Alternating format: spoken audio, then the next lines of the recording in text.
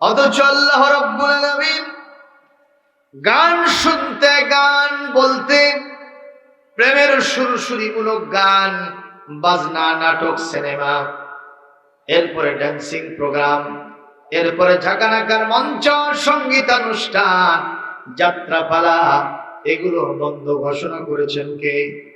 কোরআনে কারীমের 21 নম্বর পারা 31 নম্বর সূরা, সূরা লোকমান আয়াত নম্বর 6 আল্লাহ পাক বলেন, ওয়া মিনান নাসি মান ইয়াশতারি লাহওয়াল হাদিস লিউদিল্লা আন সাবিলিল্লাহি বিগাইরি ইলমিন بغير علم ويتخذها هزوا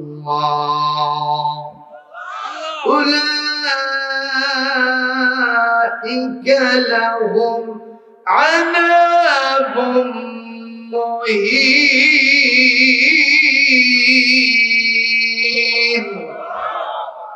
আল্লাহ পাক বলেন, মানুষের মধ্যে এমন কিছু মানুষ আছে যারা আমার দেওয়া টাকা পয়সা দিয়া গান বাজনা, ক্রীড়া, কৌতুক, নাটক, সিনেমা, যাত্রার প্যান্ডেল, ঝাঁকানাকা ড্যান্সিং প্রোগ্রাম কিনে নেয়। এরকম লোক আছে না নাই?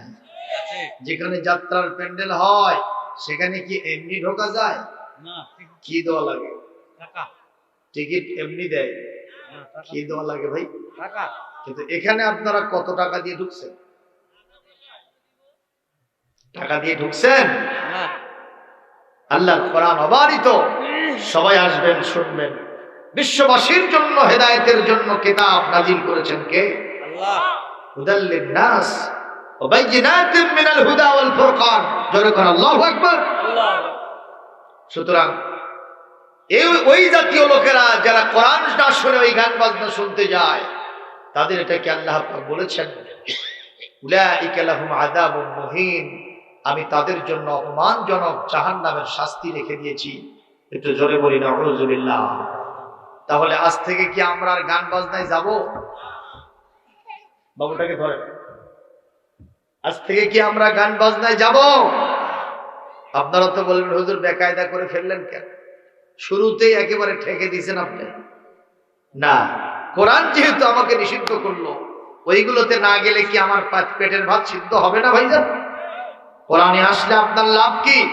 আপনার জীবন রহমত বরকত দিয়ে মালামাল হবে, আপনার জান্নাতের রাস্তাটা খুলে যাবে, জীবনে যা করবেন শান্তি, মুক্তি, নিরাপত্তার সাথে থাকবেন। জোরে বলেন সুবহানাল্লাহ। সম্মানিত ভাইরা আমার, এই সূরা লোকমানের 6 নম্বর আয়াতটি হযরত ওমর রাদিয়াল্লাহু তাআলা আনহু, ইসলামের দ্বিতীয় খলিফা, তিনি মদিনার মসজিদে আয়াতটা তেলাওয়াত করে এটা আইন আকারে পাশ করে দিলেন। আমার সমাজের মধ্যে কাউকে আমি প্রেমের অবৈধ গান বাজনা করতে দেব না। মারহাবা। এই আইন জারি করলেন হযরত ওমর। সুবহানাল্লাহ। এই ডিউটি কি খালি ওমরের না? বর্তমানে যারা বিভিন্ন জায়গায় চেয়ারে বসে আছেন, এই ডিউটি তাদেরও আছে না নাই? ধরে বলেন, আছে। তাদেরও আছে। কিন্তু তারা যদি এটা না করে, কাল কিয়ামতে তারা ধরা খাবেন কার কাছে? আল্লাহর কাছে। আর হযরত ওমর পার পেয়ে যাবেন। সুবহানাল্লাহ। ভাইরা আমার, একদিন গভীর রাত্রিতে হযরত ওমর মদিনার রাস্তায় বের হলেন। আমি যে আয়াতের বিধান জারি করলাম, গান বাজনা নিষিদ্ধ, এই গান বাজনার কেউ কোথাও করছে কিনা এটা দেখার জন্য, শোনার জন্য, তিনি মনিটরিং করার জন্য বের হলেন। গভীর রাত, মদিনার রাজপথের পাশে একটি কুড়ে ঘর, রাত 1টার উপরে চলে গেছে। 1টা থেকে 2টার মাঝখানে 1:30টার সময় মনে করেন, হঠাৎ করে ওই কুড়ে ঘর থেকে গভীর রাত্রিতে সবাই যখন ঘুমে নিমজ্জিত, পিনপতন কোনো আওয়াজ নাই, এই মুহূর্তে একজন নারী কণ্ঠে, যুবতী নারীর কণ্ঠে প্রেমের গান হযরত ওমরের কানে ভেসে আসতে থাকে। বলেন, ওমর কি এটা কখনো মেনে নিবে? হযরত ওমরের ফাইনাল ডিসিশন, কোরআন বিরোধী কোন কাজ কোথাও হোক, অন্য কেউ মেনে নিলে মেনে নিতে পারে, আমি ওমর মানতে পারি না। আল্লাহু আকবার জোরে কর। ভাইরা আমার রাসূল বলেছেন আসাদুহুম ফি আমরিল্লাহি ওমর, আমার সাহাবীদের ভিতরে আল্লাহর বিধান প্রতিপালন করার জন্য, আল্লাহর বিধান মেনে নেওয়ার জন্য, আল্লাহর বিধান আল্লাহর আইন কার্যকর করার জন্য আমার ওমরের চাইতে কঠোর ব্যক্তি আর কেউ নাই। সুবহানাল্লাহ। এইজন্য ওমরের মতো শাসক এখনো যদি পৃথিবীতে আসে, পৃথিবীতে আবার শান্তি ফিরে আসবে কি আসবে না? একটু জোরে বলেন। কিন্তু আজকে যারা আপনাদের এলাকার কথা বলি না, এই বাংলাদেশে অনেকেই আছে, উপরের কথা না হয় বাদিয়ে দিলাম, নিচের দিকে একটা ইউনিয়ন পরিষদের চেয়ারম্যান পর্যন্ত দুর্নীতি করে না? করে না? করে। এমনকি এক ইউনিয়ন পরিষদের চেয়ারম্যান, খবর শুনলাম 5 বছর চেয়ারম্যানি করার পরে তিনি একটা মিটিং দিয়েছেন, জনসভা দিয়েছেন, দিয়ে বলছেন, ভাইরা গত 5টা বছর আমি এত সুন্দর করে আমার পরিষদ চালিয়েছি, কোনো দুর্নীতি করি নাই, এমনকি আমার বাড়ির মুরগি হাঁস পর্যন্ত টিয়ার কাদি খার চাল গম খায় নাই। চেয়ারম্যান ভালো না খারাপ ছিল? খারাপ মানে ভালো। মুরগি হাঁসকেও টিয়ার কাদি খার চাল গম দেয় নাই, তাহলে মানুষ তো খায়নি। কতক্ষণ মানে ইনসাফ ভিত্তিক বিলি বন্টন করেছেন উনি, ঠিক না? ঠিক। ওনার বক্তৃতা শেষ, পাশে ছিল মেম্বার সাহেব বলতেছেন, চেয়ারম্যান সাহেব আপনার বক্তৃতার একটু সাক্ষী দিতে চাই, আপনি যে একটু দুর্নীতি মুক্ত চেয়ারম্যান, এটার সাক্ষী আমি দিতে চাই, তাতে কি কোনো আপত্তি পাই? কয় নাই কোনো আপত্তি, তুই এই মুহূর্তে সাক্ষী দি। মেম্বার সাহেব বলছেন, আমাদের চেয়ারম্যান যে বক্তব্য দিয়েছেন 100% সত্য।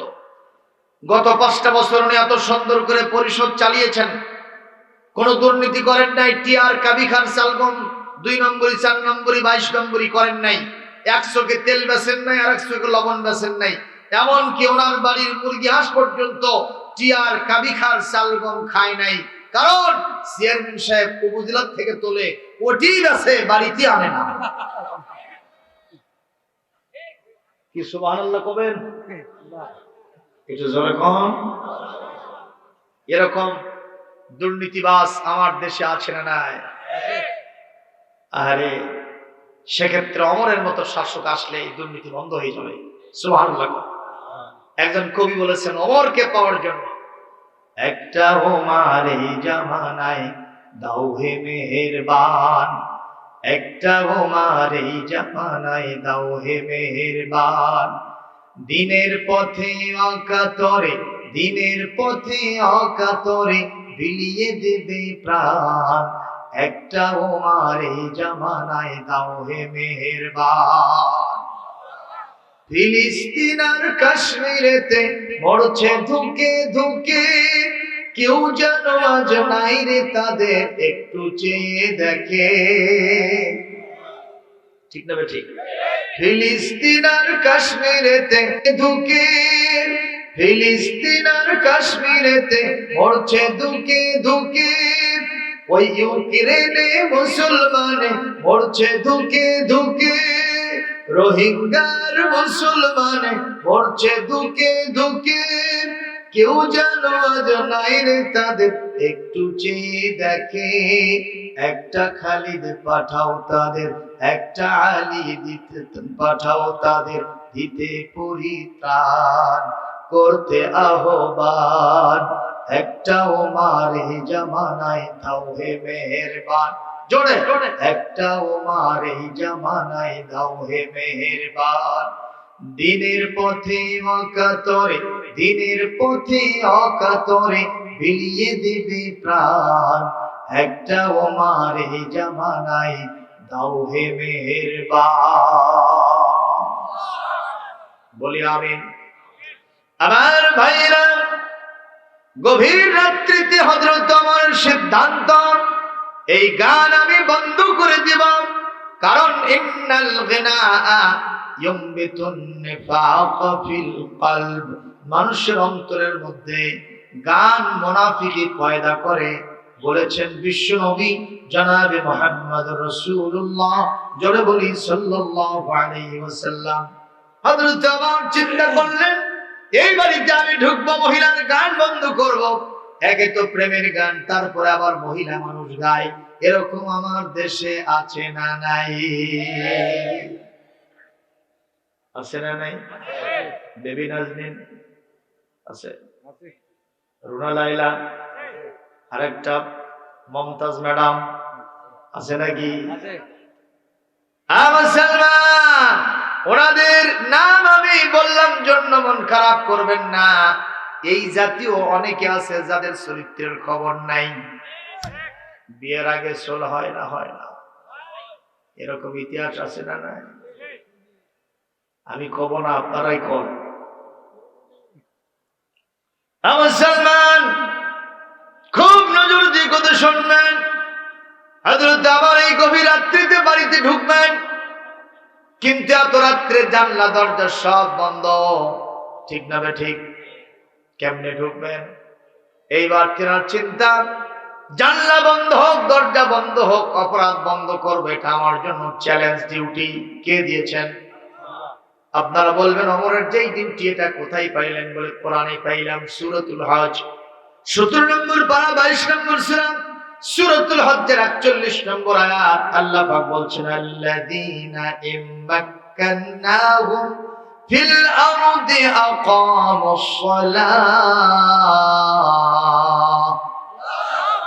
ওয়া আতাউয যাকাহ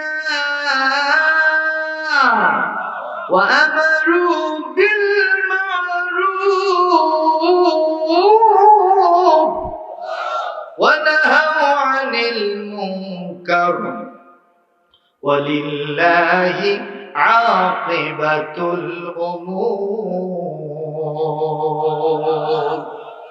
আল্লাহ রাব্বুল আলামিন বলেন, ইমানদাররা যদি কোনোদিন ক্ষমতায় প্রতিষ্ঠিত হয়, তারা 4 দফা কাজ করবে। জোরে বলেন, কয় দফা?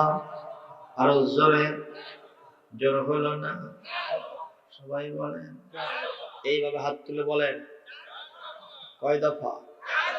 এই 4 দফা কাজ করলে গোটা জমিনে রহমত নাজিল করবেন কে? চুরি, ডাকাতি, জেনা, ব্যভিচার, হত্যা, সন্ত্রাস, দুর্নীতি, রাহাজানি, মদ, জুয়া, গাঁজা, ফেন্সিডিল, ইয়াবা, বাবা, চাচা, নানা, খালা যা আছে সব বন্ধ হয়ে যাবে। কয় দফা করলে? কিন্তু এই 4 দফারই আজকে অভাব, ঠিক না ঠিক?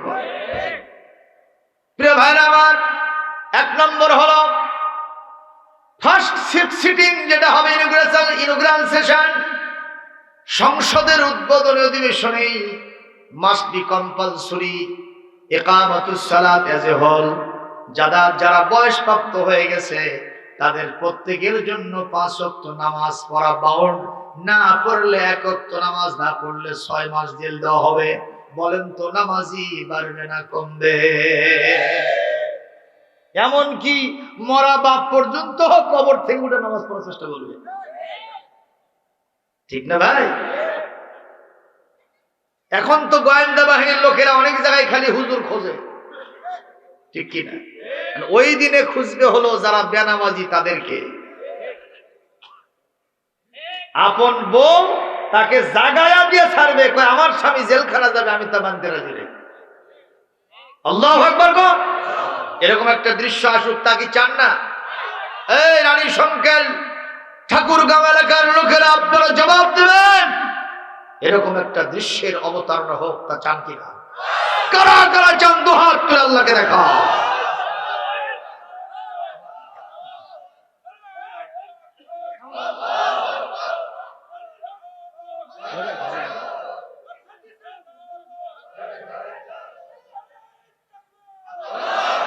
আলহামদুলিল্লাহ, হাত নামান। স্লোগান যখন দেবেন তখন দাঁড়িয়ে থেকে দেবেন, মনে হয় শুয়ে থেকে দিল, আওয়াজ করবেন না। আপনাকে ধন্যবাদ। এরপরে থেকে ধরলে দাঁড়ায় দেবেন, ঠিক না ঠিক? দিলে মধ্যে মুজাহিদের মতো দেব।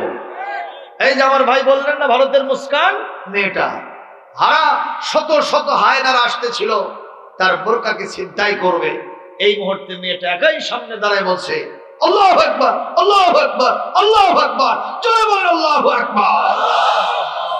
একজন মহিলা মানুষ আল্লাহু আকবার বলে গোটা বিশ্বে ভাইরাল হয়ে গেছে। এই বোনকে আমরা দোয়া করি আল্লাহ তাকে সুমাইয়া বানায় দেয়।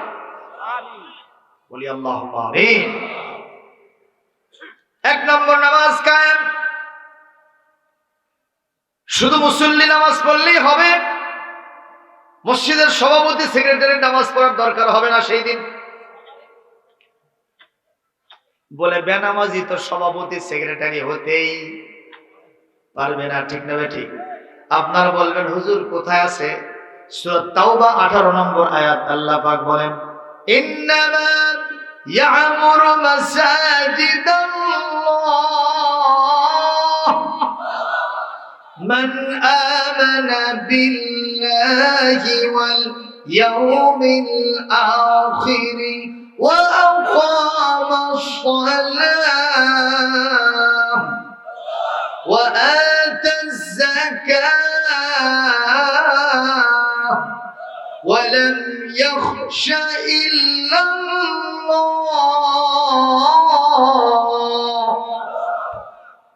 আল্লাহ পাক বলছেন যারা মসজিদ কমিটির দায়িত্বপ্রাপ্ত হবে তাদের 4টে গুণ থাকা লাগবে। এখন আপনাদের মসজিদ কমিটির এটার না, শুধু যারা যেখান থেকে আসছেন সেই মসজিদ কমিটির সভাপতি সেক্রেটারি ক্যাশিয়ারের এই 4টে গুণ আছে কিনা আজকে থেকে বিচার করবেন। 1 নম্বর, এরা খাঁটি ইমানদার হবে কার প্রতি? 2 নম্বর, আখিরাতকে তারা বিশ্বাস করবে, সুবহানাল্লাহ কোন। 3 নম্বর, তারা যাকাত আদায় করবে। আপনাদের সভাপতি সেক্রেটারি যাকাত আদায় করে কিনা আমি জানি না, আমি কিন্তু ইন জেনারেল বলতেছি, কোথাও নির্দিষ্ট করে বলছি না, ঠিক না ঠিক? 4 নম্বর, ওয়ালাম ইয়াখশা ইল্লাল্লাহ, আল্লাহ ছাড়া তাদের কলিজায় আর কারো ভয় থাকবে না। সুবহানাল্লাহ, জোরে বলেন সুবহানাল্লাহ, সুবহানাল্লাহ। কিন্তু আজকে অধিকাংশ মসজিদের সভাপতি সেক্রেটারি ওরা ইমাম বাদ দেওয়ার ওস্তাদ। জিজ্ঞেস করলাম ইমাম সাহেব তো ভালোই কেরামত কয়, আপনি বাদ দিচ্ছেন কেন? দেখেই ভালো লাগে না। এটা কি ইমাম বাদ দেওয়ার গ্যারান্টি? দলিল দেওয়া যাবে না। ভাইরা আমার, খুবই নজর করে কথা শুনেন। আকামুস সালাহ, নামাজ প্রতিষ্ঠা হবে 1 নম্বর। 2 নম্বর, আতাউজ যাকাত, তারা যাকাত আদায় করবে, সুবহানাল্লাহ কোন। আর 3 নম্বর হলো আমারু বিল মারুফ, তারা সৎ কাজের আদেশ জারি করবে। তার মানে সমাজের সব জায়গায় তাফসীর মাহফিল চালু হয়ে যাবে। কোনো পারমিশন, কোনো অনুমতির দরকার কিন্তু এখন নেওয়া লাগে কিনা? কথা কন না কেন? ওই সময় এটার কোনো প্রয়োজন হবে না। নাহাউ আনিল মুনকার, কোথাও যাত্রার প্যান্ডেল হবে না, কোথাও নাটকের মঞ্চ হবে না, কোথাও ডান্সিং প্রোগ্রাম, ওই ম্যাডামদের কোনো সঙ্গীতানুষ্ঠান, ঝাঁকানাকার মঞ্চের কোনো পারমিশন পাবে না। ঝাঁটা বেড়ে জমিন থেকে বিদায় করে দেওয়া হবে। বরং যারা যাত্রার অনুমতি, নাটকের অনুমতি নেওয়ার জন্য ডিসি অফিসে যাবে, এসপি অফিসে যাবে, অথবা ইউএনও সাহেবের অফিসে যাবে, এদেরকে গ্রেফতার করে জেলখানায় ঢুকানো হবে। বলেন এই জমিন থেকে, সমাজ থেকে অশ্লীলতা, বেহায়াপনা, জিনা, ব্যভিচার দূর হবে কি হবে না? ভাইরা আমার, ওমর ছিলেন সেই মার্কা মানুষ। এতই জজবাতের অন্তরের ভিতরে ওই কুড়ে ঘরের প্রাচীর টপকায়া মহিলার সামনে নাঙ্গা তরবারি নিয়ে ওমর হাজির। আল্লাহু আকবার কোন। মহিলা তখনও গান চালাইতেছে। পরে না চোখের পলক, কি তোমার রূপের ঝলক, আমি জ্ঞান হারাবো, মরে যাব, বাঁচাতে পারবে না কেউ। এই ধরনের গান বাজনা সমাজে আছে না নাই? মুসলমান, এই কথা বলাও সারা। হযরত ওমর সামনে দাঁড়ায় যাও সারা। হযরত ওমর সামনে দাঁড়ায় গিয়ে বললেন, খবরদার মহিলা, তুমি গান বাজনা করতে পারবা না। তুমি এটা ওমরের রাজ্যে গান গাও। যে গান আল্লাহ কোরআনে নিষেধ করেছেন সেই গান তুমি কেন গাও? তাড়াতাড়ি স্টপ ইওর মাউথ, তোমার গান বন্ধ করে দাও। এই কথা বলতে দেরি আছে, মহিলার পক্ষ থেকে আপত্তি আসতে দেরি নাই। মহিলা বলতেছে, ওমর, আমি যদি গান গিয়ে অপরাধ করে থাকি আমার অপরাধ হয়েছে মাত্র একটা গান গাওয়া, আর এই রাত্রিতে আপনি আমার বাড়িতে ঢুকেছেন, আমি দেখতে পেয়েছি কোরআন হাদিসের ভিত্তিতে একটা নয় দুইটা নয়, আপনি অপরাধ করেছেন অন্তত 4টা। মহিলার অপরাধ কয়টা? জোরে বলবেন। এই মহিলার কয়টা? সবাই বলেন। আর ওমরের অপরাধ কয়টা ধরলো মহিলা? বড় অপরাধী কে হলো? ঠিক না বেঠিক? এই কথা বলাও সারা, হযরত ওমর হিম শীতল হও সারা। কিছুক্ষণ আগে উনি ছিলেন গরম, এখন তিনি নরম। কিছুক্ষণ আগে তার হাতে ছিল ডান্ডা, এখন হয়ে গেছেন ঠান্ডা। কথা কয় না? এইবার হযরত ওমর যেই মহিলা বলছে আপনি 4টা অপরাধ করেছেন, ওমরের চিন্তা তাহলে আমি তো দাগী আসামি হয়ে গেলাম। আসছিলাম অপরাধিনীকে ধরতে, আমি নিজেই মহাসামি হয়ে গেলাম, এটা কেমন হয়ে গেল? ও মা, তুমি কি বলবা? আমি কি 4টা অপরাধ করেছি? সঙ্গে সঙ্গে মহিলা বলছে ওমর, এটা আমার নিজের কখনো নফসকে অনুসরণ, প্রবৃত্তির অনুসরণের কোনো বক্তব্য নয়। জেনে রাখুন, আপনি একজন এই আমিরুল মুমিনিন, খলিফাতুল মুসলিমিন, ইসলামী রাষ্ট্রের প্রধান কর্ণধার। আপনি মদিনার মসজিদে যতগুলো খুতবা দিয়েছেন, আপনার প্রত্যেকটি খুতবা আমি শুনেছি এবং মুখস্থ করেছি। আমার বাহ্যিকতা দেখে আমাকে বিচার করবেন না। মারহাবা। আমার গান 4টা অপরাধের 1 নম্বর অপরাধ হলো, শুনবেন না? সবাই শুনবেন? দেখি কারা কারা শুনবেন না? এই লোকগুলো হাত তুলছে, শুনবে না? সবাই শুনবে? দেখি কারা কারা শুনবেন, দু হাত তুলে আল্লাহকে দেখাবে।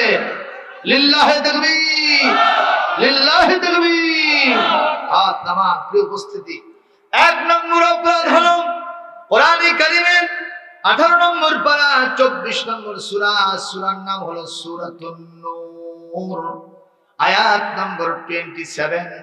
27 নম্বর আয়াতের বিধানটা আপনি লঙ্ঘন করছেন বলে মা, আয়াতটা কি ওমরের জানা আছে না নাই?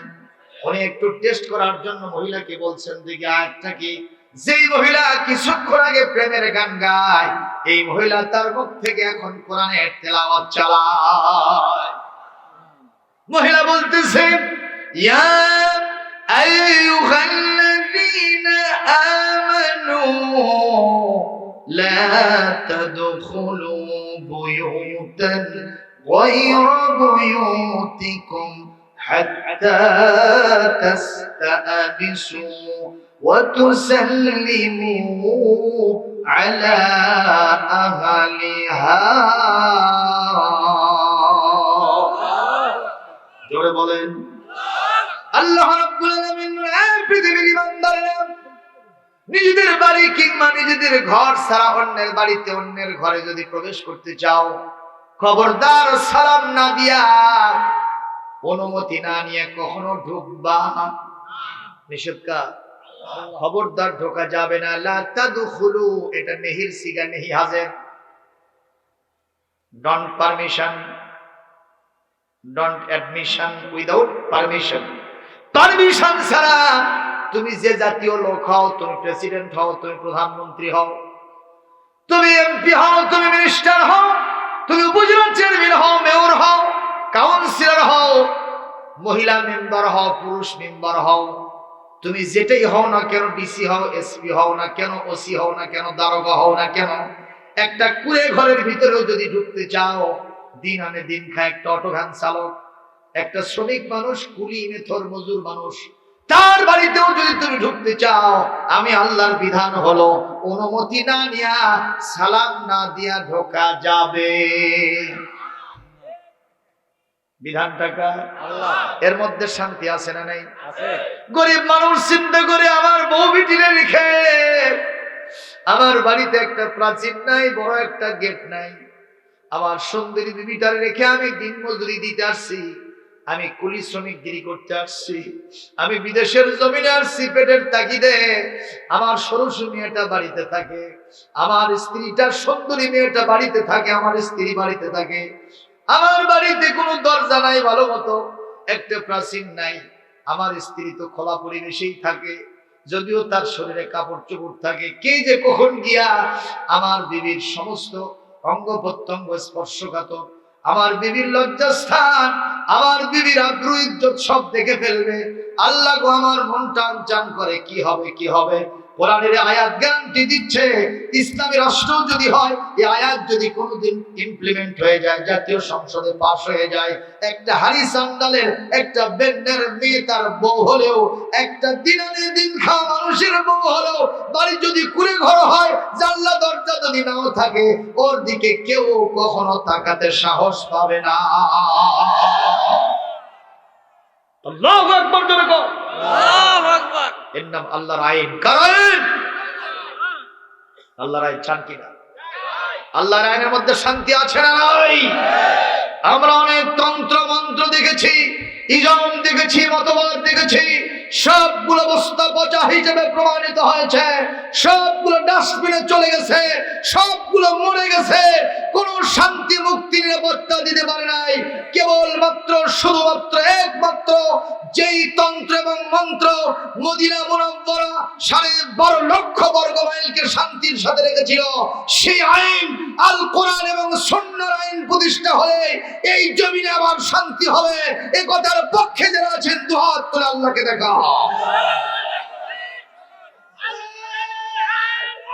আল্লাহু আকবার, আল্লাহু আকবার।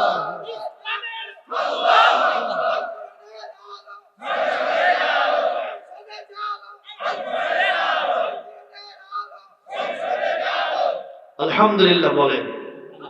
অনেকে মনে করতে পারে আল্লাহর আইন ছাড়া কি হবে না? আমরা নিজেরা মানুষ, নিজেরাও তো আইন বানাতে পারি। কথা কন না কেন? আমি মানুষ, আমার পেট ভরা খালি ময়লা। পেট কাটে দেখেন, পেটের মধ্যে কি আছে? ওই ময়লার আসল নাম কি? গু। গু। কথা কন। আমার নাক ভরা ময়লা, আমার দাঁত যদি 2 দিন ব্রাশ না করি, আমার মুখের সামনে এসে কেউ কথা বলতে পারে না। কথা বলে গেল। আমার এমন অবস্থা, 3 বার পাতলা পায়খানা হলে আমি বউকেও, অনেকে বইকেও খালা করে কয় না, মা করে কয়। কথা কয় না কেন? আর সেই মানুষ তুমি মানুষের শান্তির জন্য আইন তৈরি করবা? এতই সোজা? আপনারা বলেন, এক সময় বাটনওয়ালা ফোন ছিল কি না ছিল না? এই ফোনের ভিতরে 2টা বাটন ছিল, একটা রেড একটা গ্রিন, একটা লাল একটা সবুজ। যিনি মোবাইল আবিষ্কার করেছেন তিনি বলেছিলেন, যদি কোথাও থেকে তোমার কাছে কোনো কল আসে, তুমি সবুজটাতে টিপ দিয়ে কল ধরবা। ঠিক কিনা? এখন আপনি বললেন, এ মোবাইল আবিষ্কারক, তুমি 5,000 টাকা নিছো, তোমার মুআমালা শেষ, তোমার আইন অনুযায়ী আমি মোবাইল চালাবো না, আমার কাছে যদি কোনো কল আসে আমি লালটাতে চাপা দিয়ে ধরবো। নারী সঙ্গলে হবে, রাউতনগরে হবে, আমার বগুড়াই হয় না। আপনাদের এখানে হবে? একটা সাধারণ মোবাইল তৈরি যিনি করলেন, সেইটা যদি তার ফর্মুলা নিয়ম অনুযায়ী না চালালে, এখান থেকে যদি কোনো ফলো আপ আউটপুট না পাওয়া যায়, যে মহান আল্লাহ সুবহানাহু ওয়া তাআলা আমাকে তৈরি করলেন, আপনাকে তৈরি করলেন, অবিশাল আকাশ বিস্তীর্ণ জমিন কুল কায়নাতের স্রষ্টা যিনি, তিনি কে? তার বিধান অনুযায়ী ছাড়া, তার আইন ও কানুন ছাড়া যত চেষ্টা করি না কেন, আমরা শান্তি পাবো না। জোরে বলুন ঠিক না ঠিক? আরো জোরে বলুন ঠিক না ঠিক? তাইরা ওয়াজ কি শেষ করে দেবো? শুরুই তো হয়নি। ঠিক না ঠিক? কতক্ষণ থাকবেন আপনারা? আমি যতক্ষণ থাকবো ততক্ষণ আপনারা থাকবেন তো? বলি ইনশাআল্লাহ। ভাইরা আমার, একটা দৃষ্টি আকর্ষণ, যেহেতু জামি মসজিদের উন্নয়ন কল্পে মাহফিল হচ্ছে, এখানে কোনো কালেকশন হবে না। যাওয়ার পথে বিভিন্ন জায়গায় কালেকশন করার জন্য লোকেরা বসে আছে না নাই? তাদের হাতে কি দেওয়া আছে? টোল দেওয়া আছে, এগুলোতে টাকা পয়সা দিয়ে যাবেন ইনশাআল্লাহ। কারণ আপনি আগামীকাল পরশুদিন আসতে পারবেন, এই গ্যারান্টি আছে নাকি? সুতরাং আজকের কাজটা আজকেই হবে, বলেন ইনশাআল্লাহ। ভাইরা আমার, এক পর্যায়ে হযরত ওমর এই আয়াত যখন পেশ করেছেন, মহিলা ওমর সঙ্গে সঙ্গে সিজদায় পড়ে গিয়ে কার কাছে কাঁদছেন? আল্লাহ গো, আমি এই মহিলাকে যা মনে করেছিলাম এ তো তার থেকে অনেক ঊর্ধ্বে স্থান। সুবহানাল্লাহ। যার কণ্ঠে কোরআনের তেলাওয়াত সুন্দর করে ভেসে আসলো, সে মহিলা আবার প্রেমের গান কেন গাইলো? আমি তো দুইটার সাথে মিলজুল খুঁজে পাচ্ছি না। ঠিক না ভাই? ঠিক কম। আল্লাহ তুর শানওয়ালা মহিলা, বলেন তো, যখন মহিলা আয়াত পেশ করছে তখন কি আর অর্থ করা লাগবে? এটা ওমরের বোঝা শেষ। সঙ্গে সঙ্গে মহিলা বলতেছে, ওমর, আহারে ওমর, এত বড় একটা ভুল আপনি করলেন, কেন করলেন জবাব দেন।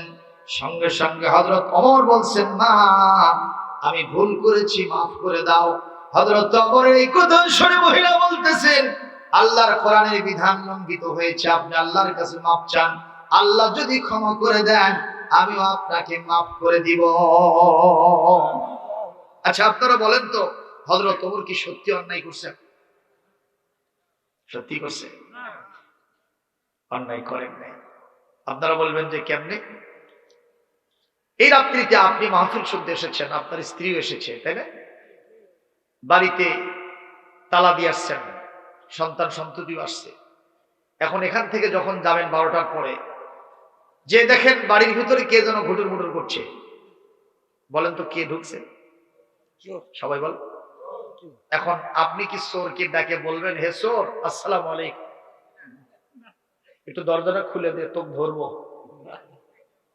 চোর কি আপনার সালামের জবাব দেবে? দরজা খুলে দেবে? বরং সে কেমনে পালাবে এটাই তার জন্য চ্যালেঞ্জ হবে। ঠিক না বেঠিক?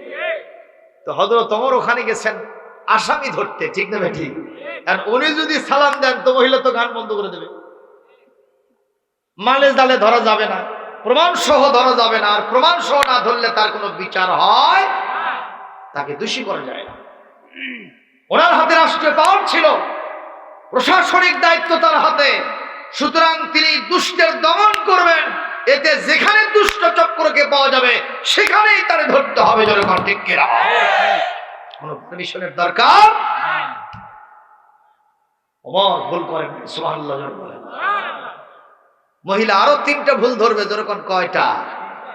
একটা থাকলো, আরো 3টা সামনে বলবো ইনশাআল্লাহ, যদি আপনারা থাকেন।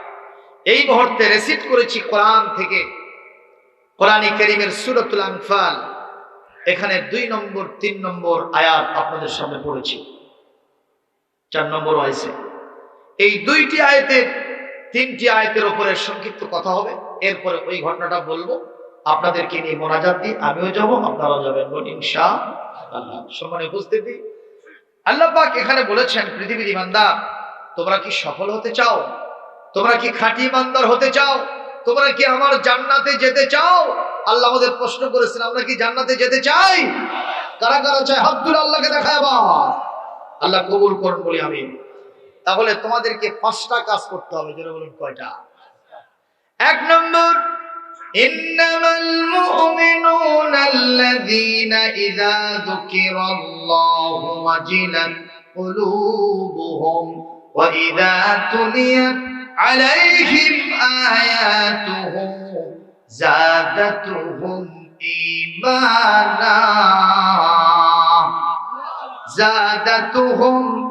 ঈমানা ওয়া আলা রাব্বিহিম ইয়াতাওয়াক্কালুন। আল্লাহ রাব্বুল আলামিন বলেন, যারা খাঁটি ইমানদার হবে তাদের 1 নম্বর কোয়ালিটি হলো, ওদের সামনে যখন আমি আল্লাহর নামের জিকির করা হয়, স্মরণ করা হয়, সঙ্গে সঙ্গে ওদের অন্তরাত্মা কেঁপে ওঠে। সুবহানাল্লাহ কোন? 2 নম্বর হলো, ওদের সামনে যখন আমার কোরআন থেকে আলোচনা করা হয়, ওদের ঈমান আগে যা ছিল তার থেকে আরো বহু গুণে বেড়ে যায়। সুবহানাল্লাহ কোন? 3 নম্বর, এই লোকেরা জীবনের টপ টু বটম, মিনাল মাহদি ইলাল লাহাদি, দোলনা থেকে কবর পর্যন্ত যতগুলো সেক্টর আছে সব জায়গায় আল্লাহর উপরে তাওয়াক্কুল করে, ডিপেন্ডেন্ট হয়ে যায়, আল্লাহর উপরে নির্ভরতা অবলম্বন করে। জোরে কোন সুবহানাল্লাহ। আর 4 নম্বর, আল্লাযীনা ইউকিমুনা ইউকিমুনাস সালাহ, আগেও বলেছি এখনো বলছি, যারা খাঁটি ইমানদার হতে চায় তাদের নামাজ আছে না নাই? আমি যদি জিজ্ঞেস করি আজকে কারা কারা নামাজ পড়ে আসছেন ঈশার নামাজ, তাহলে খবর আছে না নাই? আমি আপনাদের শরম দিব না, তবে একটা কথা বলবো, নামাজ পড়া কি সুন্নত ছিল নফল ছিল? আর আজকে ওয়াজ শোনা কারো জন্য, যার ইলম কালাম নাই, কোরআনের জ্ঞান দরকার, তার জন্য ফরজ, যেরকম ঠিক না ঠিক। আর যাদের কোরআনের জ্ঞান আছে, মোটামুটি চলতে পারে, সেই লোকের জন্য কোরআন শোনা আজকে হলো নফল, সুন্নত, মুস্তাহাব, ঠিক না ঠিক? এখন আপনি পরনে কাপড় নাই, মাথায় পাগড়ি বাঁধে ঘুরতেছেন, লোকেরা বলবে এই তোর সব ফরজ বার হয়ে গেছে, ঠিক না বেশি? তুই মাথায় পাগড়ি বাঁধছিস। বগুড়া থেকে এক হুজুর আসছিল, আব্দুল সালাম সাহেব, তিনি বলছেন মাথায় পাগড়ি বাঁধলে সুন্নতের ফায়দা হয়, অনেক বেশি সওয়াব হয়। আমি পাগড়ির সুন্নত আদায় করতেছি, লাভ হবে? দরকার লাভ হবে? লাভ হবে না। সুতরাং আপনাদেরকে ফরজ নামাজটা পড়তে হবে। আমি আপনাদের কাছে আরজ করব, এমন টাইমে আপনাদেরকে আমি ছেড়ে দেব, ইনশাল্লাহ আপনারা নামাজ পড়তে পারবেন, বাড়িতে গিয়ে নামাজটা আদায় করবেন। বলি আল্লাহুম্মা আমিন। এই যে মেরাজ শরীফের আলোচনা শুনলেন, মেরাজের আলোচনা শোনেন নাই সেদিন? আল্লাহর নবী মেরাজ থেকে কি নিয়ে আসছেন? কয় ওয়াক্ত নামাজ? 5 ওয়াক্ত নামাজ। 50 ওয়াক্ত নিয়ে আসছিলেন। হযরত মুসার পরামর্শে বারবার যাওয়ার পরে আল্লাহ কয় ওয়াক্ত দিলেন? আল্লাহ পাক বলে দিলেন, নবী হে, আপনার উম্মত যদি 5 ওয়াক্ত নামাজ পড়ে, আমি আল্লাহ পাক 50 ওয়াক্ত পড়ার সওয়াব দিয়ে দিব। আর যদি আপনার কোন উম্মত 5 ওয়াক্ত নামাজ কাজা করে, তাহলে ওরা কয় ওয়াক্ত নামাজ কাজা করলো? একটু নাউজুবিল্লাহ কি বলবেন না? এভাবে এই বাদামলা, এই ছেলে বাইরে যাও, বাইরে যাও, এটা জনসভা, আমি আগে বলছি, বাবা যাও, এই বাদাম, বাদাম এখানে বিক্রি চলবে না বাবা, যাও। আপনারা নিজেরা ইচ্ছে করে তাদেরকে বের করে দিলেন না কেন? আমার বলতে হলে কেন? তার মানে আপনারা একটু চাবাচ্ছেন নাকি? খবরদার, কোরআনের সাথে বেয়াদবি হবে। আল্লাহর নবী হযরত জিবরাইলের সাথে জাহান্নামে গেলেন, যে দেখলেন এক শ্রেণীর মানুষ দাঁড়ায় আছে, চতুর্দিক থেকে বড় বড় পাথর মেরে তাদের মাথা চূর্ণ বিচূর্ণ করে ফেলছে, মাথা ফেটে যায়, চূর্ণ বিচূর্ণ সঙ্গে সার হয়ে যায়। আবার মাথা জোড়া লাগে, আবার মাথায় পাথর মেরে মাথা ফেটে দেওয়া হয়, চূর্ণ বিচূর্ণ করে দেওয়া হয়। আল্লাহর নবী জিজ্ঞেস করেন, ইয়া আখি জিবরাইল, মান হাউলা? ভাই জিবরাইল, এই লোকগুলো কারা যাদের আমরা মাথা এরকম চূর্ণ বিচূর্ণ করা দেখছি? সঙ্গে সঙ্গে জিবরাইল আলাইহিস সালাম বলেন, এরা সব লোক যারা পৃথিবীতে ফরজ নামাজ আদায়ের ব্যাপারে কার্পণ্য করত, শৈথিল্য করত। নামাজের আজান হয়ে গেছে, ওরা নামাজ পড়তে মসজিদে যায় নাই, ফরজ নামাজ আদায় করে নাই, আজকে তাদের মাথা ভেঙে চুরে সাফ করে দেওয়া হচ্ছে। একটু জোরে কি নাউজুবিল্লাহ বলা যায় না? সুতরাং আজ থেকে আমরা 5 ওয়াক্ত নামাজ পড়বো, জোরে বলি আল্লাহুম্মা আমিন। দাইরামের 5 নম্বর, মিম্মা রাযাকনাহুম ইউনফিকুন, আমার রাস্তায় তারা খরচ করবে, জোরে বলেন সুবহানাল্লাহ। এই 5টা কাজ যারা করতে পারবে, উলাইকা হুমুল মুমিনুনা হাক্কান, এরা হলো প্রকৃত খাঁটি ইমানদার। এদের জন্য পৃথিবী এবং আসমান জমিনের সমস্ত দরজা তাদের জন্য খোলা, তাদের জন্য অনেক বড় মর্যাদা রয়েছে। শুধু তাই নয়, তাদের জন্য আমি আল্লাহর পক্ষ থেকে ক্ষমার ঘোষণা হয়ে গেল, আর জান্নাতের মধ্যে রিজকে কারীম, অনেক সম্মানজনক খাবার আমি আল্লাহ তাদের জন্য ব্যবস্থা করে রেখে দিয়েছি। সুবহানাল্লাহ। ভাইরা, কষ্ট হচ্ছে না? আলোচনা চলবে না, মনোযোগ দিয়ে অনেক কষ্ট করে বগুড়া থেকে আসছি, আগে বলেছি 200 কিলোমিটার রাস্তা, অনেক কষ্ট হয়েছে আসতে।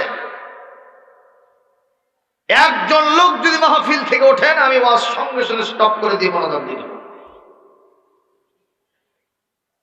আশ্চর্য ব্যাপার, আপনাকে গান ভালো লাগে, আপনাকে ঝাঁকানাকার মঞ্চ ভালো লাগে, খবরদার একজন উঠতে যেও আপনার পাশে থেকে উঠবে, আস্তে করে ধরে জোরে করে বসে দেবে।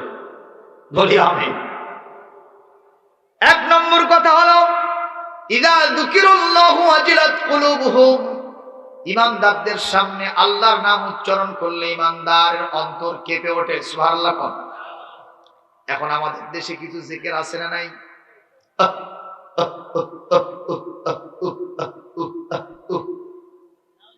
এরকম জিকির ঠাকুর গায়ে আছে?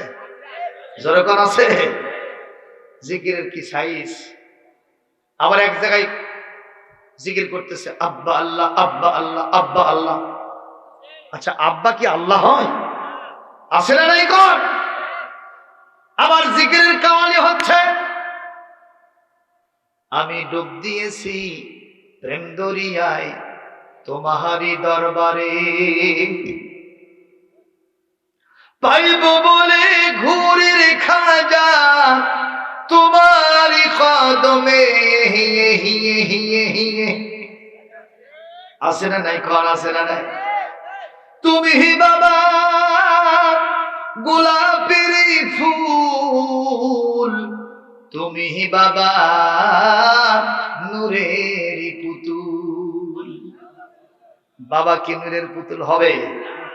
এইভাবে চলতেছে আর জাকির জিকির মারতেছে আমার তাহেরি ভাই। কতক্ষণ ঠিক নেবে? ঠিক। আমি তাহেরি ভাইকে বলবো তাসাউফপন্থী হয়েছেন ভালো কথা, ইশকের জিকির করবেন ভালো কথা, আল্লাহর ওলির মর্যাদা দিবেন ভালো কথা, নিজেও ওলি সাজবেন ভালো কথা, কিন্তু কখনো জিকিরের নামে ভণ্ডামি করা চলিবে না। যেই জিকির আমার নবী করেন নাই, যেই জিকির সাহাবীরা করেন নাই, যেই জিকির পৃথিবীর কোন ওলিয়া উলিয়ারা করেন নাই, এই জিকির করে আল্লাহর কোরআনের সাথে শত্রুতা করার সুযোগ কাউকে দেওয়া যাবে না। জোরে বলুন ঠিক না বেঠিক? শট বাবা, জট বাবা, পট বাবা, কলকে বাবা আছে না নাই?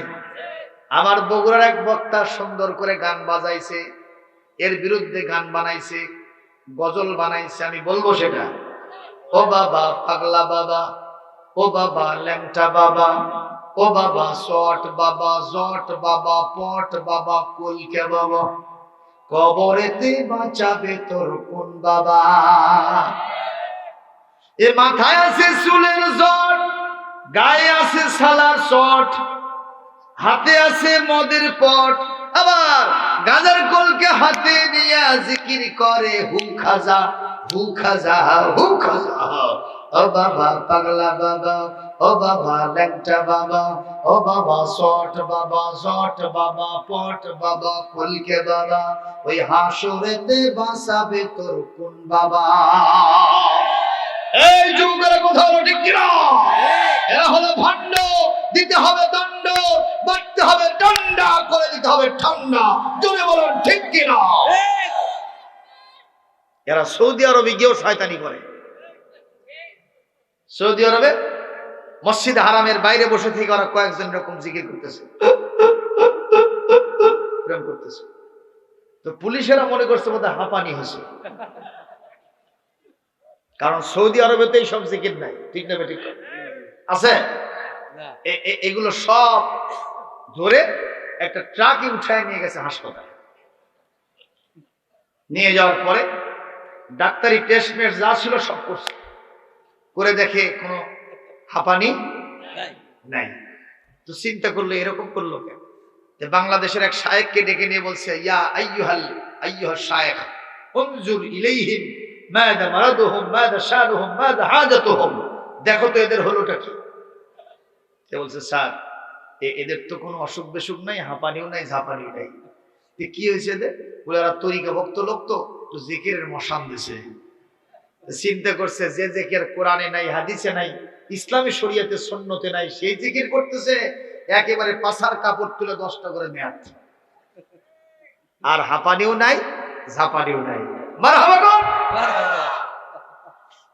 তবে কথা সত্য, আল্লাহর নামের স্পেশাল জাতের জিকির করব, লা ইলাহা ইল্লাল্লাহ শ্রেষ্ঠ জিকির করব, সুবহানাল্লাহ আলহামদুলিল্লাহ আল্লাহু আকবার বলবো, এতে কোনো সমস্যা নাই। একটু সবাই একটু পড়েন, আল্লাহ আল্লাহ আল্লাহ আল্লাহ, জোরে জোরে আল্লাহ আল্লাহ আল্লাহ। লা ইলাহা ইল্লাল্লাহ সুবহানাল্লাহ আলহামদুলিল্লাহ লা ইলাহা সুবহানাল্লাহ আলহামদুলিল্লাহ লা ইলাহা সুবহানাল্লাহ আলহামদুলিল্লাহ লা ইলাহা ইল্লাল্লাহ মুহাম্মাদুর রাসূলুল্লাহ সাল্লাল্লাহু। আমার ভাইরা কষ্ট হচ্ছে নাকি? না। এই যে জিকির, যেটা করলে মানুষের অন্তরাত্মা কেঁপে উঠবে, সেইটা কোন জিকির? পৃথিবীর সব তাফসীর গুলো পড়বেন, আমি একটারও নাম নিলাম না, সব তাফসীর গুলো পড়বেন, একটাই ব্যাখ্যা করা হয়েছে, এর মানে হলো আল্লাহর নামের জিকির করলে সঙ্গে সঙ্গে অন্তরাত্মা কেঁপে ওঠে। তার মানে হলো এইটা, যদি কোনো ইমানদার কোনো খারাপ কাজে থাকে, হয়তো ইমানদার সুদ খাইতেছে, সঙ্গে সঙ্গে আল্লাহর কথা স্মরণ হয়ে গেল, তাড়াতাড়ি সুদ থেকে সে বিরত থাকবে। মারহাবা বল। এর মানে আসল জিকির। ঠিক হবে? ঠিক। একজন মহিলা রাস্তা দিয়ে যাচ্ছে, আর একজন পুরুষ মানুষ তার দিকে তাকায় আছে লোলুপ দৃষ্টিতে।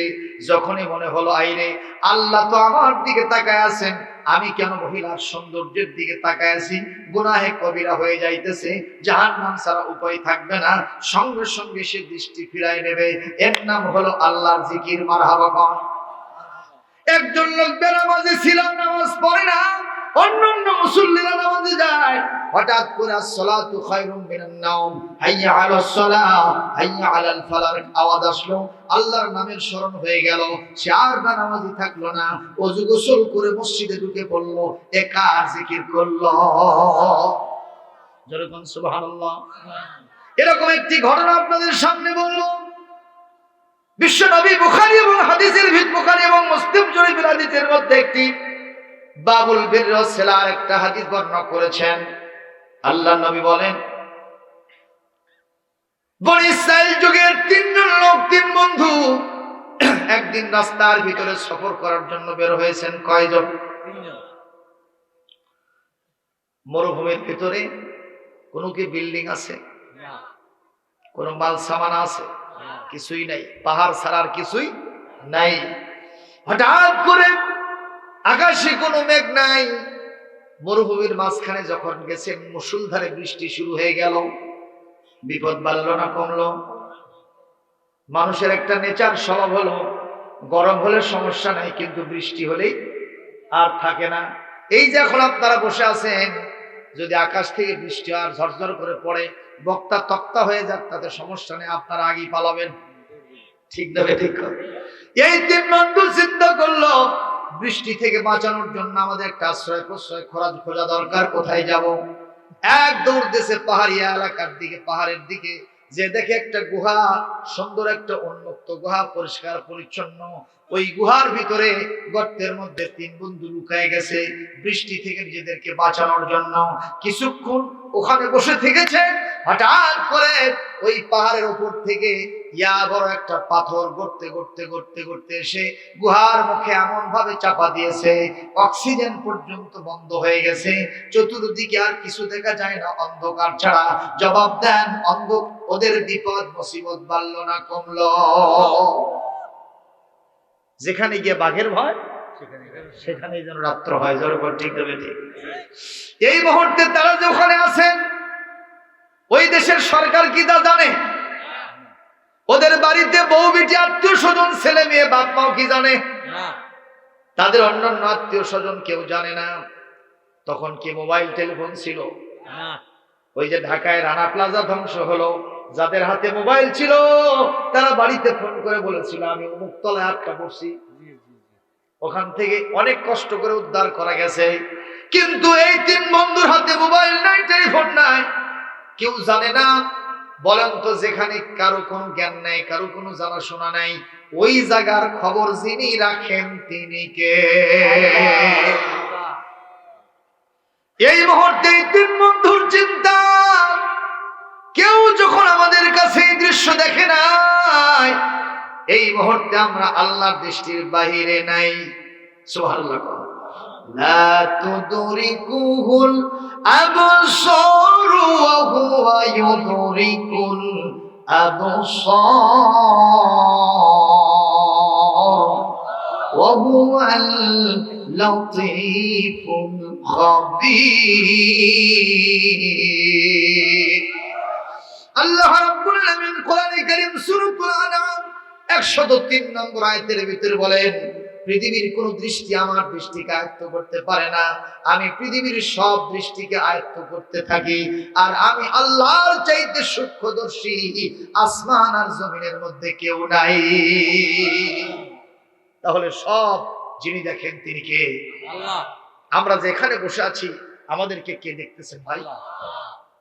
আর যারা আস্তে করে চাদর মুড়ি দিয়ে উঠে গেছে তাদেরকে কে দেখছেন? আল্লাহ ফেরেশতাদেরকে বলতেছেন, কেরে বগুড়া থেকে আব্দুল সালাম হুজুরে সেখানে ওয়াজ করতেছে কোরআন থেকে, যে এই লোকগুলো বসে আছে এই লোকগুলো কি আমাকে দেখছে? ফেরেশতাদের জিজ্ঞেস করতেছে। ফেরেশতারা বলতেছে, না আল্লাহ, ওরা আপনাকে দেখে নাই। ওরা কি আমার জাহান্নাম দেখছে রে? কয় না, জাহান্নামে দেখে। তো কান্দে কেন? মাঝে মাঝে কান্দে কেন? মোনাজাতের মধ্যে কান্দতেছে কেন? বলে জাহান্নাম থেকে বাঁচার জন্য ভয়তে। জাহান্নাম দেখে নাই তবে তো ভয়। বলে হ্যাঁ। এই ওরা কি আমার রহমতের নিশানা দেখেছে? বলে তাও দেখে নাই। আমি আল্লাহকেও দেখে নাই, তাও আমি আল্লাহর ভয়তে এখানে বসে আছে। বলে হ্যাঁ। এই ফেরেশতারা, আমি আমার জাতির কসম দিয়ে বলছি, যেই বান্দারা আমাকে দেখলো না তা আমাকে ভয় করলো, যারা আমার রহমতের নিশানা দেখে নাই তাও ভয় করলো, আমার রহমতের নিশানা পাওয়ার জন্য চেষ্টা চললো, আমার জান্নাত দেখে নাই সেই জান্নাত পাওয়ার জন্য ব্যতিব্যস্ত হলো, আমার জাহান্নামের আযাব দেখে নাই সে আযাব থেকে ভয়ে তাদের চোখ দিয়ে অশ্রু বিগলিত করলো। আমি আমার জাতের কসম দিয়া তোমাদেরকে সাক্ষী রেখে ঘোষণা করছি, আমি আমার ওই বান্দাদের চোখের পানি গালের অর্ধেকে আসতে আসতে মাফ করে দিয়েছি, আর জান্নাতটা তাদের জন্য লিখে দিয়েছি। একটু জোরে বলেন আল্লাহ। আরো জোরে বলে। তাতে কি আপনাদের লস? ভাইরা আমার, এই সময় তিন বন্ধুকে কে দেখলেন? এনারা বললেন, এখন যেহেতু কেউ আমাদেরকে দেখে নাই, আমাদের বাঁচার কোনো পথ নাই, তবে একমাত্র আল্লাহ পাক ইচ্ছা করলে আমাদেরকে বাঁচাতে পারেন। সুবহানাল্লাহ। তবে আল্লাহ রাব্বুল আলামিন এমনি এমনি কাউকে বাঁচান না, একটা ওসিলা লাগে। জি জি, কথা বল, কি লাগে? ওসিলা, একটা ওসিলা লাগে। আল্লাহ ইচ্ছা করলে পারেন, কিন্তু ওসিলা ছাড়া করেন না। আপনারা বলবেন হুজুর কোথায় আছে সেটা? কোরআনে কারীম সূরা মায়দা 35 নম্বর আয়াত, ইয়া আইয়ুহাল্লাযীনা আমানু তাকুল্লাহা ওয়াবতাগু ইলাইহিল ওয়াসিলাতা ওয়াজাহিদু ফি সাবিলিহি লাআল্লাকুম তুফলিহুন। আল্লাহ রাব্বুল আলামিন আল্লাহকে ভয় করো, আর দ্বিতীয় নম্বর তোমরা ওসিলা তালাশ করো, আর তিন নম্বর জিহাদ করো জাম্মাল দিয়া তার রাস্তায়, তাহলে তোমরা দুনিয়া আখিরাতে সফল হতে পারবে। সুবহানাল্লাহ। ভাইরা আমার, এই তিন বন্ধু একে অপরের পরামর্শ করলো।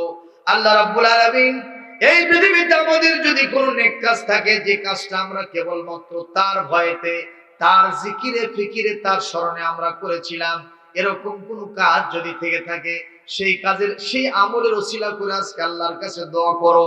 দোয়া করতে দেরি হবে, কবুল করতে দেরি হবে না, পাথরটা আপন কুদরতে সরে যেতেও দেরি হবে না। তিন বন্ধুর প্রথম বন্ধু বলল, আল্লাহ সত্যি তাই। এই মুহূর্তে আমার মনে পড়ে গেল জীবনের একটা ছোট্ট আমলের কথা। সেই আমলটা হলো, আমার বাপ মা যখন বুড়া বুড়ি হয়ে গেছে, কর্মক্ষমতা হারিয়ে ফেলেছে, অস্থিমজ্জা একাকার হয়ে গেছে, নড়াচড়া করতে পারে না, নিজেদের কাজগুলো নিজেরাও করতে পারে না। এই মুহূর্তে আমি পশুচারণ করতাম, পশুপালন করতাম। আমি ওই পশুগুলো বহন করে নিয়ে এসে পশুগুলো বাড়িতে নিয়ে আসার পরে আমি এগুলোর দুধ দহন করতাম, ছাগল ভেড়ার দুধ দহন করতাম। এই দুধগুলো নিয়ে গিয়ে নিত্যদিন আমার অভ্যাস ছিল আমার বাপ মাকে আমি সর্বপ্রথম খাওয়াই দিতাম। আমার বাপ মা আমি যদি খাবার না দেই তারা খাবার পায় না, ট্যাঁ করে কান্নাকাটি করে কিছুই পায় না। আল্লাহ গো, আমি যখন আর্নিং মেম্বার, উপার্জনক্ষম ব্যক্তি আমি একজন, আমি এরকম ভাবে খাওয়াতে থাকি। হঠাৎ করে একটা দিন আমি পশু পালন করতে করতে মরুভূমির এত দূরত্বে চলে গেছি, ওখান থেকে ফিরে আসতে দেখি রাত গভীর হয়ে গেছে। আমার সন্তান সন্ততি গুলো ক্ষুধার জ্বালায় কাঁদতে কাঁদতে আজ দুর্বল হয়ে সবাই ঘুমায় পড়েছে। আমার স্ত্রীর পেটটা পিঠের সাথে লেগে গেছে, আমার স্ত্রীর চেহারাটা মলিন হয়ে গেছে, শুকনো হয়ে গেছে।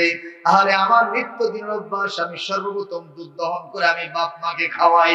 কিন্তু আজকে যখন আমি দুধ দহন করে বাসার মধ্যে ঢুকেছি, আমার স্ত্রী দৌড়ে এসে বলল, প্রাণের স্বামী, আমি ডাকে এখন মারা যাওয়ার উপক্রম হয়েছি, খুব ক্ষুধা লেগেছে, একটু খাবার আমাকে দাও। আমি আমার স্ত্রীর এই কথায় আমার মন গলল না। আমার সন্তান গুণ জেগে গেছে, ওরা আমার পায়ের কাছে এসে কান্নাকাটি করে, আব্বা একটু দুধ দেন, একটু দুধ খাবো।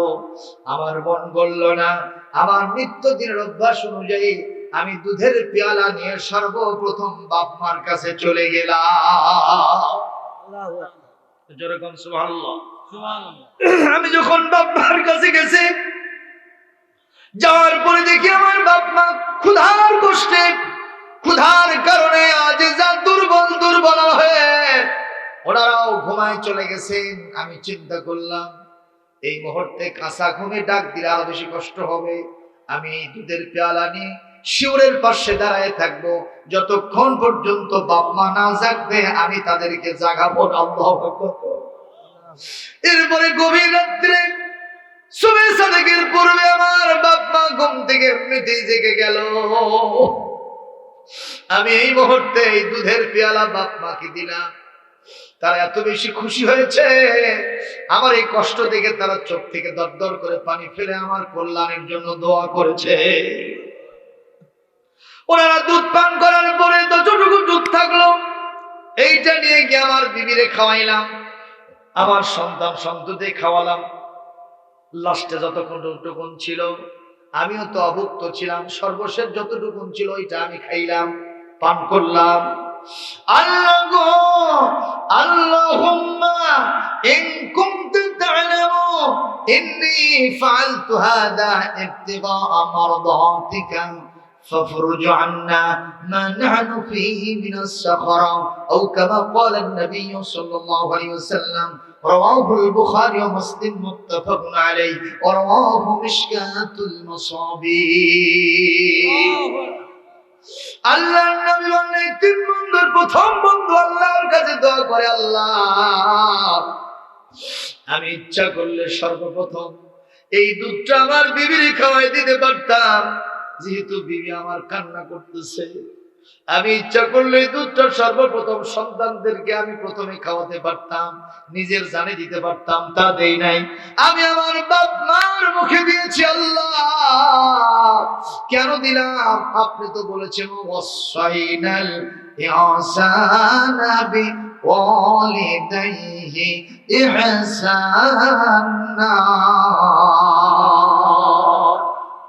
আমি মানুষকে ওসিয়ত করেছি তোমরা তোমাদের বাপ মার সেবা করো, বিধানকার আল্লাহ গো। আমি এই কারণে আমার বাপ মাকে এটা খাওয়াইছি। আল্লাহ গো, ইন কুনতু ফাআলতু হাযা ইবতিগাআ মারদাতিকা, এই কাজটা যদি তোমার সন্তুষ্টির জন্য, তোমার বিধানের জন্য, তোমার জিকির আর ফিকিরের জন্য এই কাজটা যদি করে থাকি, তাহলে আমরা যে কষ্টের মধ্যে আছি, মেহেরবানি করে আমলের বদৌলতে আমাদের পাথরটা তুমি সরায় দাও। এই দোয়া করাও সারা আল্লাহ পাকের আপন কুদরতে পাথরটা 3 ভাগের 1 ভাগ সরাও সারা। আল্লাহু আকবার। একটু জোরে করে আল্লাহু আকবার। আল্লাহু আকবার। আরো জোরে বলেন আল্লাহু আকবার। আল্লাহু আকবার। মুসলমান জবাব দিবেন, বাপ মাকে খাওয়ালে খুশি হন কে? আল্লাহ। আর বাপ মাকে কষ্ট দিলে বেজার হন কে? আল্লাহ।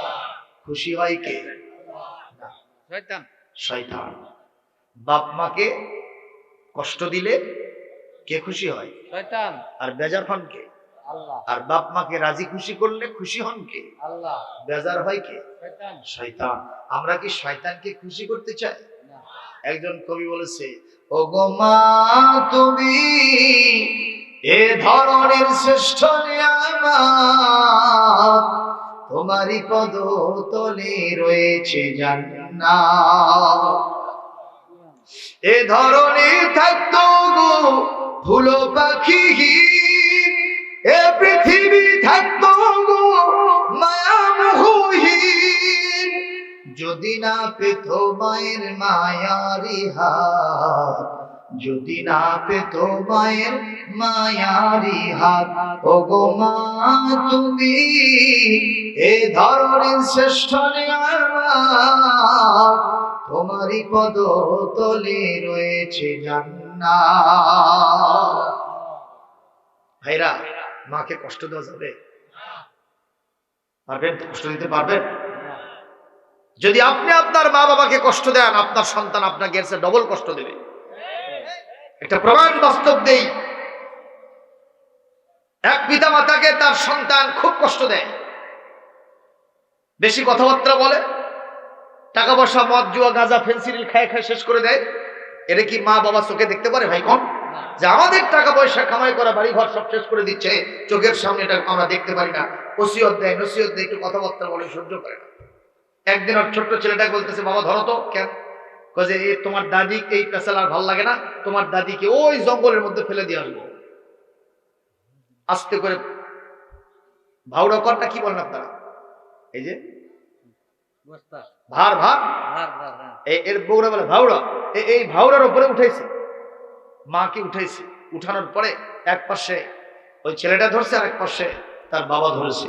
নিয়ে গিয়ে অনেক দূর জঙ্গলের মধ্যে রেখে আসতেছে। মা আহারে অঝর নয়নে কেঁদেছে। কার কাছে? আল্লাহর কাছে কেঁদেছে। আল্লাহ, আমার সন্তানের মধ্যে আমার প্রতি দয়া পয়দা করে দাও। সন্তানের জন্য বদদোয়া করে নাই। সুবহানাল্লাহ জোরে কর। মা বাবা বদদোয়া করে না।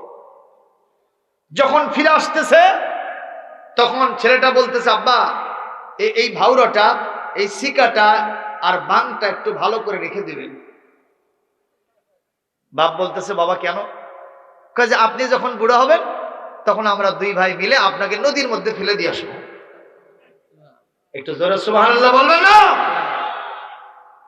এইটাই হবে যদি আপনার বৃদ্ধ পিতা মাতাকে আপনি কষ্ট দেন। জোরে বলুন ঠিক কিনা?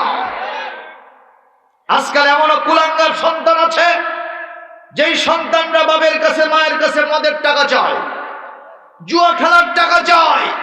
কথা বলেন না কেন? না দেওয়ার কারণে বাপ মাকে ডিগার মেরে পৃথিবী থেকে বিদায় করে দিয়েছে। এরকম কুলাঙ্গার সন্তান এই বাংলার জমিনে আছে না নাই? আছে। গভর্নমেন্টের কাছে দাবি জানাবো, এরা সোনার ছেলে হতে পারে না, এরা দুষ্ট চক্র, এদেরকে ধরতে হবে, বাইতুল মুকাররমের সামনে দাঁড় করায়া ব্রাশ ফায়ার করে এদের রক্ত মাংস উড়ায় দিতে হবে। জোরে বল ঠিক কিনা? চান কিনা দুহাত তুলে আল্লাহকে দেখা। লিল্লাহি তাকবীর, আল্লাহু আকবার, লিল্লাহি তাকবীর, আল্লাহু আকবার। আল্লাহ পাক তার বিধান অনুসরণ করার তৌফিক আমাদেরকে দান করুন। জোরে বলি আল্লাহুম্মা আমিন। কষ্ট পাইলেন?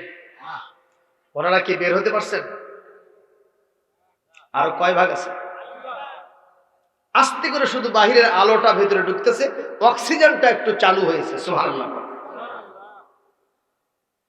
এইবার দ্বিতীয় বন্ধু আল্লাহর কাছে দোয়া করতেছে, আল্লাহ আমার জীবনের একটা ঘটনা মনে পড়ে গেল। আমি যখন তাগড়া যুবক, আমি একদিন আমার চাচার বাড়িতে বেড়াতে গেলাম। যে দেখি আমার এক চাচাতো বোন, পরমা সুন্দরী মহিলা, ষোড়শী মেয়ে, বাড়িতে কেউ নেই। শুনতেছেন যুবকেরা? একটু ভালো করে শোনেন। বাড়িতে কেউ নেই। আমি তাকে প্রেমের প্রস্তাব দিলাম, কিন্তু আমার চাচাতো বোন আমাকে ইগনোর করলো। আমার প্রেমের প্রস্তাব কখনো গ্রহণ করলো না। আমি সুযোগ খুঁজতে থাকলাম, দেখি কোন দিন তোমাকে আমি আমার বাগে নিতে পারি, স্কোপ কখন পাই। আমার জন্য সেই সুবর্ণ সুযোগটা কখন আসে, এই সুযোগ সন্ধানী হিসেবে আমি বাড়িতে বসে থাকলাম। এক সময় আমার এলাকার ভিতরে দুর্ভিক্ষ দেখা দিল, খাবার নাই, পানিও নাই, মানুষের ভরণ পোষণের সমস্যা, হাহাকার অবস্থা। এই মুহূর্তে দেখি একদিন আমার চাচাতো বোন আমার বাড়িতে গিয়ে হাজির। এই যুবকেরাই, আমার চাচাতো বোন আমার বাড়িতে গিয়ে হাজির। কথা শুনতেছে? আমার বাড়িতে গিয়ে হাজির, আমার সামনে গিয়ে বলতেছে, আমার চাচাতো ভাই, আতিনি দিনার ওয়া দিরহামা, আমাকে একটু টাকা পয়সা দাও, আমার খাবার নাই, পানিও নাই, আমার অবস্থা সংকটাপন্ন, আমি দুর্ভিক্ষের মধ্যে পড়ে গেছি। This is the moment. আমি এটাকে আমার জন্য সুবর্ণ সুযোগ হিসেবে গ্রহণ করলাম। আমি আমার চাচাতো বোনকে বললাম, আমি তোমাকে ততক্ষণ পর্যন্ত টাকা দিব না, ততক্ষণ পর্যন্ত পয়সা দিব না, যতক্ষণ পর্যন্ত তুমি আমার সাথে আমার মনের ইচ্ছা তুমি পূরণ না করবা, ততক্ষণ পর্যন্ত আমি টাকা পয়সা দিব না। নাউজুবিল্লাহ বলেন না। এরকম কিছু শয়তান মার্কা লোক আমার দেশে আছে না নাই? আজকের পত্রিকা খুলে দেখেন, অন্তত 10টা থেকে 15টা ধর্ষণ কেস পাওয়া যাবে। কোনো কারণ নাই, কারণ একটাই, মেয়েটা খাবার পায় না, পরনের জিনিস পায় না, বাপ মা মরে গেছে, একটা চাকরি দরকার, এমএ পাস করেছে, বিএ পাস করেছে, কিংবা এক শয়তান বলেছে এসো তোমার চাকরি দিব। চাকরির প্রলোভনে ঢাকায় নিয়ে গেছে রংপুরে, নিয়ে গেছে বগুড়াতে, বিভিন্ন অভিজাত হোটেলের ভিতরে ঢুকায়া কয়েক বন্ধু মিলে তাকে গণধর্ষণ চালায়া জমিন থেকে বিদায় করে দিয়েছে। এরকম দৃশ্য বাংলার জমিনে আছে না নাই? চাকরির প্রলোভনে ধর্ষণ হচ্ছে, বিবাহের প্রলোভনে প্রেমের ফাঁদে ফেলে ধর্ষণ হচ্ছে। একটা দুস্থ মেয়ে ইন্টারমিডিয়েট গোল্ডেন পাস পেয়েছে, মেডিকেলে ভর্তির চান্স, টাকা পয়সা লাগবে, এজন্য হয় না। আর একজন শয়তান সে অফার দিয়েছে, এসো তোমাকে অমুক মেডিকেলে ভর্তি করবো, তুমি আমার সাথে দেখা করো। মেয়েটা সরল বিশ্বাসে দেখা করেছে, ওই শয়তানরা এই সুযোগে তাকে ধর্ষণ করেছে। এরকম ঘটনা বাংলাদেশে আছে না নাই? গতকালকে 8ই মার্চ বিশ্ব নারী দিবস গেছে। বিশ্ব নারী দিবস, সেখানে আলোচনা হয়েছে নারীদের সমান অধিকার দিতে হবে, নারীরা ঘরের ভিতরে বসে থাকবে না, নারীরা সব জায়গায় অংশগ্রহণ করবে। কিসে? দেহ আমার, সিদ্ধান্ত আমার, আমার দেহ আমি দেব, যাকে খুশি তাকে দিব। এরকম মিছিল হয়েছে না হয়নি? যেরকম হয়েছে না হয়নি? যারা এই মিছিল করলো নিজেদের অধিকার আদায়ের জন্য, আর স্লোগান তুললো, স্বামীর ঘরে থাকবো না, রান্না ঘরে থাকবো না, ভাঙ্গা ঘরে থাকবো না, স্বামীর কথা মানবো না, শাক ভাত খাবো না, জান থাকিতে সাহেবের কথা অমান্য করবো না। এরকম স্লোগান দেয় না? দেয় না? যেরকম দেয় না? দেয় না? মা বোনেরা যারা আজকে ওয়াজ শুনতে এসেছেন, আমি আপনাদের উদ্দেশ্যে বলতে চাই, এই সব অধিকার আদায়ের জন্য 21শ শতাব্দীতে বাংলার জমিনে মিছিল করার কোনো দরকার নেই। ইসলাম আজ থেকে 1500 বছর আগেই আপনাদের অধিকার দিয়ে দিয়েছে। সুবহানাল্লাহ বলতে পারলেন না? 1500 বছর আগে ইসলাম তাদের অধিকার দিয়েছেন কিনা? কে দিয়েছেন? জোরে বলেন, কে দিয়েছেন? 3টা সেক্টরে নারীকে মর্যাদা দেওয়া হয়েছে। জোরে বলেন সুবহানাল্লাহ। 1 নম্বর সেক্টর, নারীকে কন্যা হিসেবে দেওয়া হয়েছে। রাসূল বলেছেন, 2 জন কন্যা সন্তানকে যে প্রতিপালন করে বিবাহের বয়স পর্যন্ত পৌঁছাবে, সৎভাবে একটা উপযুক্ত পাত্রে বিয়ে শাদী দেবে, আমি এবং ওই ব্যক্তি কিয়ামতে একই সাথে জান্নাতে পাশাপাশি থাকবো। একটু জোরে বলেন। 2 নম্বর, বধূ হিসেবে যখন মেয়েটার বিয়ে হয়ে গেল, অধিকার স্বামী স্ত্রীর সমান। কোরআনে কারীম সূরাতুল বাকারা 228 নম্বর আয়াত, ওয়ালাহুন্না মিসলুল্লাযী আলাইহিন্না বিল মা'রুফ ওয়ালির রিজালি আলাইহিন্না দারাজা। জোরে কোন আল্লাহু আকবার। আল্লাহ বলেন, নারী পুরুষের অধিকার সমান। তুমি যা খাইবা তোমার স্ত্রীকে তাই খাওয়াবা। সুবহানাল্লাহ। তুমি যেরকম মানের পোশাক পরবা তারে সেই রকম মানের পোশাক দিবা। তার মানে তুমি প্যান্ট শার্ট পরবা, তাকে পরাবা নাকি? তার মানে এটা নয়, তার মানে হলো স্ট্যান্ডার্ড মেইনটেইন। আপনি যেরকম মানের, যেরকম দামের পরবেন, ওর শাড়িটা, ওর বোরকাটা ওই রকম মানের, ওই রকম দামের দিতে হবে। সুবহানাল্লাহ। কিন্তু আমরা এই অধিকার দেই না। আমার বগুড়ায় এক স্বামী ঈদের ভিতরে একেবারে জুতো জামা মাথা থেকে পা পর্যন্ত এমন সাজাচ্ছে মানে আবার নতুন বর সাজলো। স্ত্রী বলতেছে তোমার সব হলো, আমার না কিছু হবে না। তুমি আবার কি চাও? তো আমার সবই আছে না, হিল হলে হলো না। হিল হিল কহ তোর যা পায়ের সাইজ রে, হিল তো দূরের কথা, কিল দিলেও সহ্য হয় না। জোরে কর নাউজুবিল্লাহ। বিবি চাইছে ওর কাছে হিল আর ওই মারছে কিল। এই বিবি কখনো তো সম্মান দেবে? স্বামীকে কখনো অধিকার আদায় করবে? করবে না। স্ত্রীর অধিকার আদায় করে দিতে হবে আপনাকে। ভাই আমার একটা স্বামী 1 কেজি করে দুধ কেনে, আমার বগুড়ার ঘটনা। কয় কেজি? 1 কেজি করে দুধ কেনে, ওই যে গাভীর দুধ স্ত্রীকে দেয়, স্ত্রী পাক করে দেয়, এখানে ঢকঢক করে খায় আর তল চোখে তাকায়। একদিন স্ত্রী বলতেছে প্রাণের স্বামী তুমি আসলে স্বামী না বমি? কেন? বলছে 1 কেজি করে দুধ কেন তুমি, আমি পাক করে দেই, একটা ঢোক তো কোনোদিন খাইতে বললে না, আর তল চোখে তাকায় থাকো, তুমি আসলে স্বামী না তুমি বমি। এ সকিনা থাম থাম, আমি না ঠিক হইলি, মানে ওই ঠিক হয়ে মনে হয় ইরাকে যুদ্ধ করবে যাবে। এরকম বমি মার্কার স্বামী আছে না? যার কাছে আছে না? নাই কোন? এই জন্য আজকালকার স্ত্রীরা স্বামীকে নাম ধরে ডাকে। ডাকে না? ডাকে না? এক স্ত্রী তার স্বামীকে ডাকতেছে এ দালাল, এ দালাল, মানে ওর স্বামীর নাম কি? জালাল। তখন ওর বন্ধুকের সাথে গল্প করতেছিল, এক বন্ধু বলতেছে কে ডাকি রে, তোর মাও নাকি? যেই বলছে তোর মাও নাকি, সঙ্গে সঙ্গে জিবাত কামড় খাইছে। এ জিবাত কামড় খাইলে কেন? কয় এই মহিলাটা আমার মা হয় না। কে হয়? কয় আমার স্ত্রী হয়। তো তোমার স্ত্রী হয়, তোমার নাম ধরে ডাকলো কেন? কয় ভাই লাভ ম্যারেজ, তার মানে ভালোবাসা করে বিয়ে করছে, মানে 14ই ফেব্রুয়ারির কারবার হচ্ছে। কথা বুঝতে পেরেছেন তো? এখন আমি তখন এটা শুনে বললাম যে আসলে তো এটা লাভ ম্যারেজ নয়, এটা লাভ মরিচ। মরিচের কি বাড়ায়? জোরে কোন কি বাড়ায়? ও দেশের ভাই রে বল না কোথায় যাই রে, একটু শান্তি বলো কোথায় গিয়ে পাই রে। ও দেশের ভাই রে বল না কোথায় যাই রে, একটু শান্তি বলো কোথায় গিয়ে পাই রে। পানির কলে পানি নাহি তাতে কি আসে যায়, বিদ্যুতের খবর নাহি উন্নতির জোয়ার বয়। এ জোয়ারে ভাসতে ভাসতে, এ জোয়ারে ভাসতে ভাসতে আমরা গেলাম গোল্লাই রে। ও দেশের ভাই রে বল না কোথায় যাই রে, একটু শান্তি বলো কোথায় গিয়ে পাই রে। তাই বলে কি কিছুই নাই? যেরকম আছে না নাই? কি আছে শোনেন। বাজারটা গরম আছে, যাবেন না মাছের কাছে। আপনাদের দেশে বাজার গরম নাই? কথা কন না কেন? বাজারটা গরম আছে, যাবেন না মাছের কাছে। পেঁয়াজের ঝাঁজ আছে, মরিচের ঝাল বেড়েছে। কথা কয় না? পেঁয়াজের ঝাঁজ আছে, মরিচের ঝাল বেড়েছে। বাজারের আগুনেতে, বাজারের গরমেতে পুড়ে হবি ছাই রে। ও দেশের ভাই রে বল না কোথায় যাই রে, একটু শান্তি বলো কোথায় গিয়ে পাই রে। কথা বলেন ঠিক কিনা? মা বোনদেরকে বলবো রাস্তায় মিছিল করলে কখনো অধিকার আদায় হবে না। বেপরদায় থাকলে, আলট্রা মডার্ন সাজলে, পাতলা ফিনফিনা আটো পোশাক পরলে, পেট পিট করে ওই বুক খালি পেট খালি বুক খালি কপালের উপর এক নোক্তা দিয়ে হাঁটলে শুধুমাত্র আপনাদের অধিকার আদায় হবে না।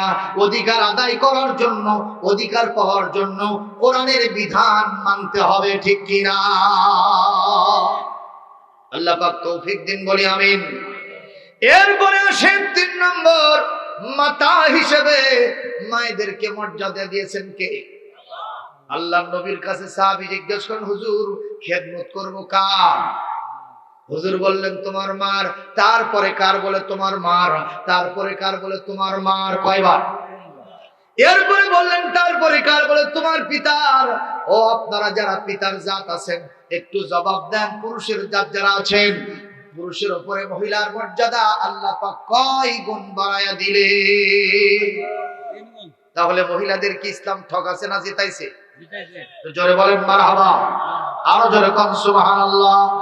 এই যুবক বলতেছে আল্লাহ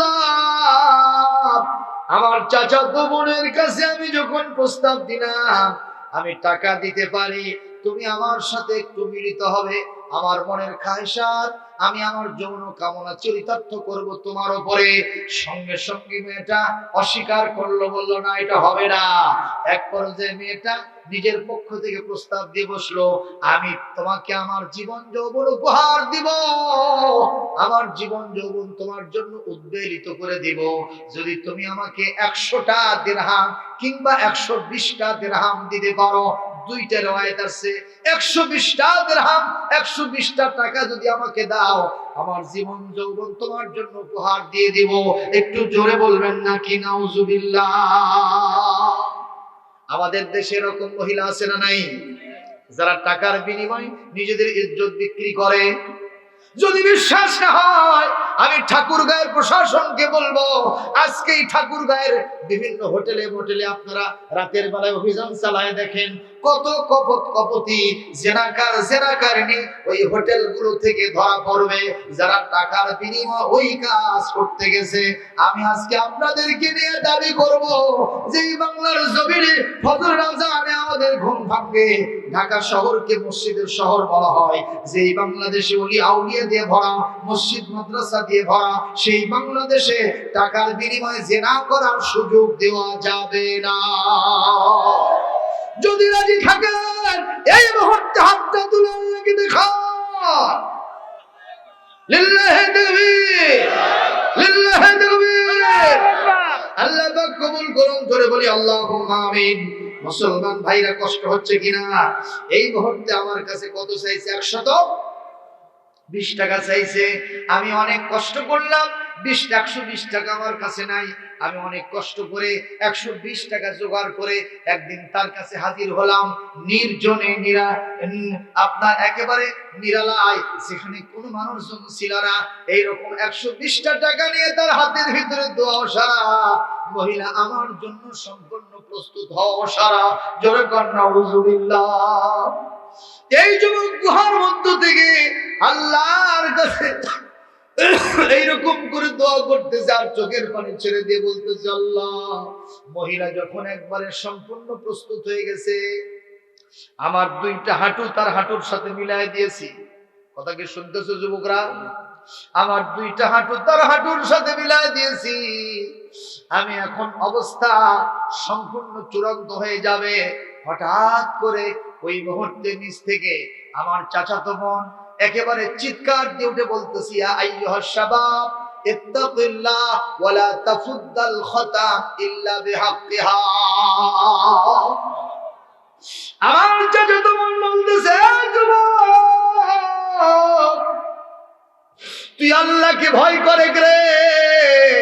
আমাদের চোখের সামনে রাব পুলিশ আরবি বিজিবি কিছুই নাই, আমাদের সামনে আমাদের বাপ মা নাই, আত্মীয় স্বজন বন্ধু বান্ধব নাই। তাই বলে মনে করিস না কেউ দেখে না, দেখে না। বরং একটা কথা চিন্তা কর, আমাদের এই দৃশ্য যিনি দেখতেছেন তিনি কে? এই যুবক, ওয়ালা তাফুদ্দাল খাতাম ইল্লা বিহাক্কিহা। আমার কুমারীত্বে তুমি হাত দিও না, আমার লজ্জাস্থানে তুমি হাত দিও না, কারণ এটার অধিকার একমাত্র আমার স্বামীর। জোরে কোন মারহাবা।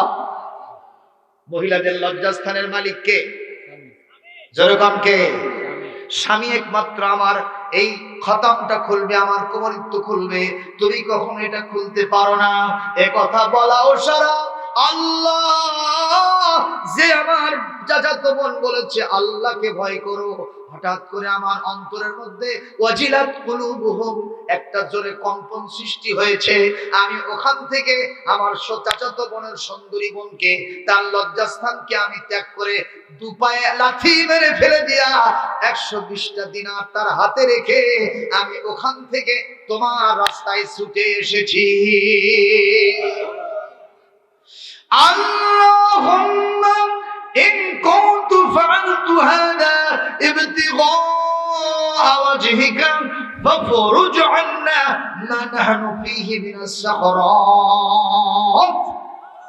আল্লাহ গো, তুমি যদি জানো এই কাজটা কেবলমাত্র তোমার জন্য, তোমার ভয়ে, তোমার স্মরণে, তোমার জিকিরে ফিকিরে করে থেকেছি, আমি ইচ্ছা করলে তো ওখানে তার সাথে জাপটে ধরে আমার মনের খায়সাত পূরণ করতে পারতাম, কিন্তু করি নাই কেন? একমাত্র তোমার ভয়েতে, তোমার তাকওয়ার জন্য, তোমার জিকির আর ফিকিরের কারণে। এটা যদি করে থাকি আল্লাহ, আমরা যে পাথরের মধ্যে আবদ্ধ হয়ে আছি, তোমার আপন কুদরতে পাথরটা তুমি সরায় দাও। এই রাসূল সাল্লাল্লাহু আলাইহি ওয়াসাল্লাম বলেন, এই দোয়া করাও সারা 3 ভাগের মধ্যে আরেক ভাগ পাথরটা আমার আল্লাহর আপন কুদরতে সরে যাওয়াও সারা। যেরকম সুবহানাল্লাহ। আর কয়টা থাকলো ভাইজান? জোরে করে আর কয়টা থাকলো? শুনবেন না, শেষ করে দিব।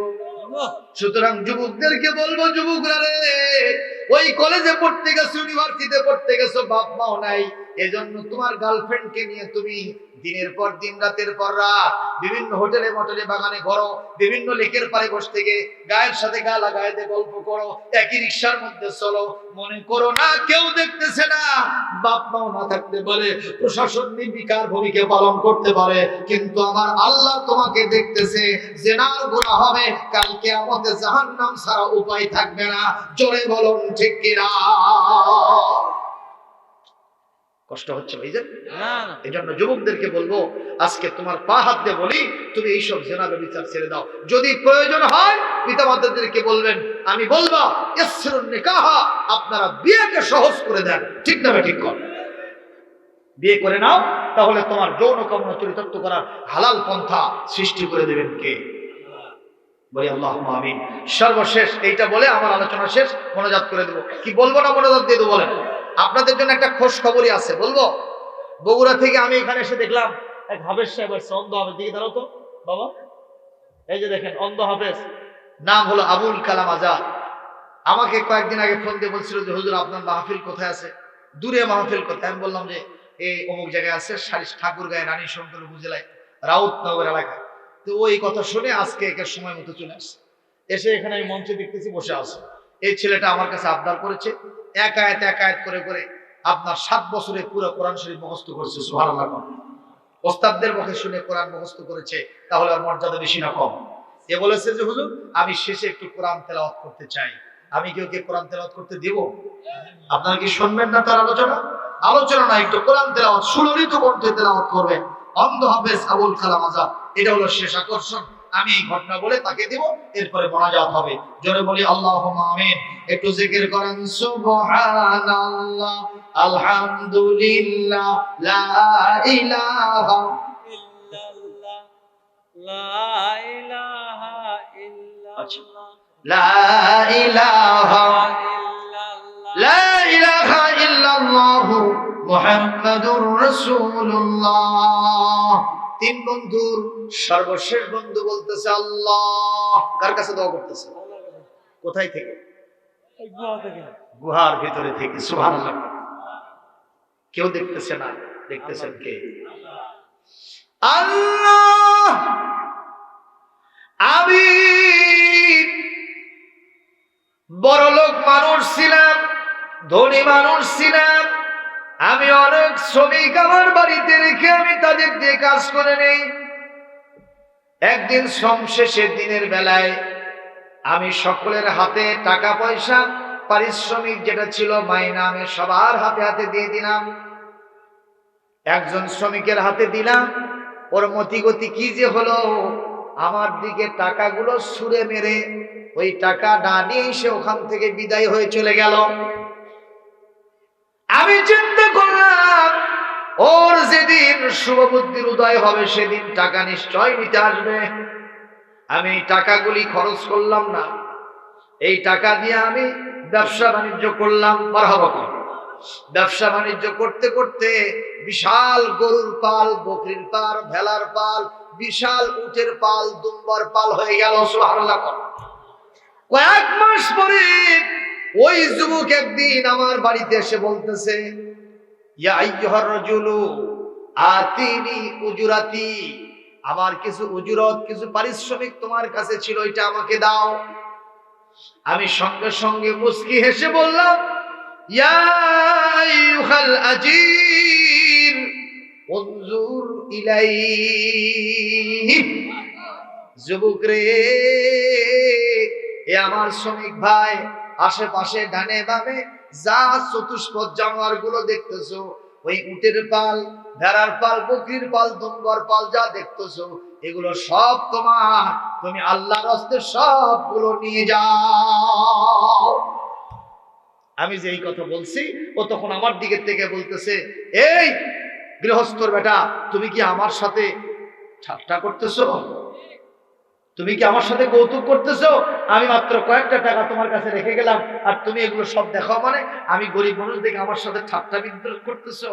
তখন আমি আল্লাহর নামে কসম দিয়ে বললাম, যুবক রে, আমি ঠাট্টা করি না, আমি মানুষের টাকা পয়সা কখনো আমানতের খেয়ানত করি নাই, আমি ওই টাকা দিয়ে ব্যবসা করে এই এতগুলো সম্পদ তোমার হয়ে গেছে, তুমি সব নিয়ে যাও, আমার কোনো অবজেকশন থাকবে না। আমি ওই সমস্ত সম্পদ তার হাত উঠাই দিয়েছি, সে খুশিতে বাগবাগ হয়ে চলে গেছে। ও আল্লাহ, এই কাজটা যদি একমাত্র তোমার সন্তুষ্টির জন্য, তোমার গোলামির জন্য, তোমার ভয়ের জন্য, তোমার জিকির ফিকিরের জন্য, তোমার স্মরণের জন্য করে থাকি, ও আল্লাহ মেহেরবানি করে যতটুকুন পাথর বাকি আছে তুমি তোমার আপন কুদরতে এই আমলের বদৌলতে তুমি পাথরটা সরে দাও। বিশ্ব নবী বলেন, এই দোয়া করতে দেরি হয়েছে, আল্লাহর আপন কুদরতে পুরা পাথরটা গুহার মুখ থেকে সরে যেতে দেরি হয় নাই। একটু জোরে কর সুবহানাল্লাহ, আর জোরে কর সুবহানাল্লাহ। সুতরাং এর নাম হলো আল্লাহর জিকির। জোরে কর সুবহানাল্লাহ। এইরকম জিকির যদি করতে পারি খুশি হবেন কে? আল্লাহ। আমাদের জন্য জাহান্নাম হারাম করবেন কে? আল্লাহ। জান্নাত আমাদের জন্য বরাদ্দ দিবেন কে? আল্লাহ। সে আল্লাহর জন্য আপনাদের আমল করা আহ্বান জানি আমার কথা শেষ করছি। আপনারা আমাকে দাওয়াত দিয়েছিলেন, এজন্য আমাদের সম্মানিত মেম্বার সাহেব, ওই মেম্বার কই গেল? আমাদের আব্দুল আজিজ মেম্বার ভাই কই? ওদিকে গেছেন। আব্দুল আজিজ মেম্বার সাহেব আমাকে দাওয়াত দিয়েছেন, এজন্য আপনারা বেজার হয়েছেন না? খুশি আছেন? আজকের ওয়াজ আপনাদের কেমন লাগছে? দেখি কার কার ভালো লাগছে, একটু হাত তোলেন তো।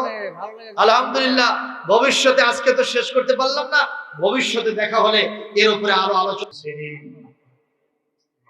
রব্বুল আলামিন মেহেরবানি করে আজকের এই মাহফিলটা আপনার আজিম ও শান দরবারে কবুল করে নেন। বদৌলতে আমাদের জীবনের সমস্ত গুনাহ খাতাগুলি মাফ করে দেন।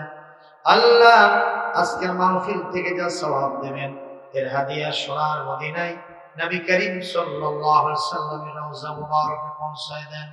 तमाम পৃথিবীর মাটির নিচে যত মুমিন মুমিনাত শুয়ে আছেন তাদের আরওয়াহ পর সওয়াব পৌঁছায় দেন। খাস করে আয় আল্লাহ, আমাদের দরদের মা বাপ যাদের কবরে গেছেন, কবরগুলিকে জান্নাতের টুকরা বানায় দেন। রব্বুল আলামিন মেহেরবানি করে এই মাহফিলের সওয়াব আশেপাশে বিভিন্ন কবরস্থানে যারা শুয়ে আছেন তাদের আরওয়াহ পরে পৌঁছায় দেন। আল্লাহ, আব্দুল হাকিম সাহেবের স্ত্রী মারা গেছেন, আল্লাহ তার কবরটাকে নূর দিয়ে মুনাওয়ার করে দেন, জান্নাতের টুকরা বানান। মা বোনেরা হাত তুলেছেন, মা বোনদের জীবনের গুনাহ খাতাগুলি মাফ করে দেন। নিঃসন্তানীকে সন্তান দেন, স্বামীর সংসারকে সুখময় আনন্দময় করে দেন। আল্লাহ তাআলা অসুখ বিসুখ যাদের আছে মেহেরবানি করে ভালো করে দেন। আয় আল্লাহ তাআলা, আজকের মাহফিল থেকে আমরা দোয়া করি তামাম বিশ্বের আনাচে কানাচে ইমানদার মুসলমান নরনারী যিনি যেখানে বিপদে মুসিবতে আছেন সকলের জন্য হামি ও নাসির হয়ে যান। আল্লাহ মাহফিল কর্তৃপক্ষকে কবুল করেন। আল্লাহ, আমার প্রিয় এলাকার প্রিয় মানুষ জনপ্রতিনিধি আব্দুল আজিজ মেম্বার সহ যারা এই মাহফিলের কর্তৃপক্ষ আছেন সকলের উপর রহমত নাজিল করেন। আল্লাহ, যারা সদস্য মণ্ডলী আছেন তাদের উপর রহমত নাজিল করেন। যারা টাকা পয়সা বুদ্ধি পরামর্শ দিয়েছেন, ভলেন্টিয়ার ভাইরা অনেক কষ্ট সহ্য করে এখানে অবস্থান করেছেন, আল্লাহ সকলের জন্য ফায়দামান হাসিল করার তৌফিক দেন। রব্বুল আলামিন কাল কিয়ামতে মাহফিল আমাদের প্রত্যেকের জন্য নাজাতের জরিয়া বানায় দেন। আল্লাহ তাআলা এই মাহফিল আগামী 2 দিন আরো চলবে, আপনার রহমত দিয়া বরকত দিয়া এই মাহফিল সুন্দরভাবে সুচারুরূপে পরিচালনা করার তৌফিক দান করে। ইয়া শানি হাদ্দামালা, যে আমরা যারা এখানে এসেছিলাম আমাদের জীবনের গুনাহ মাফ হয়েছে, আমরা জাহান্নাম থেকে মুক্তি পেয়েছি, আমাদের প্রত্যেকের ঠিকানা জান্নাত হয়ে গেছে। রব্বানা তাকাব্বাল মিন্না ইন্নাকা আনতাস সামিউল আলিম ওয়া তুব আলাইনা ইন্নাকা আনতাত তাওয়াবুর রহিম।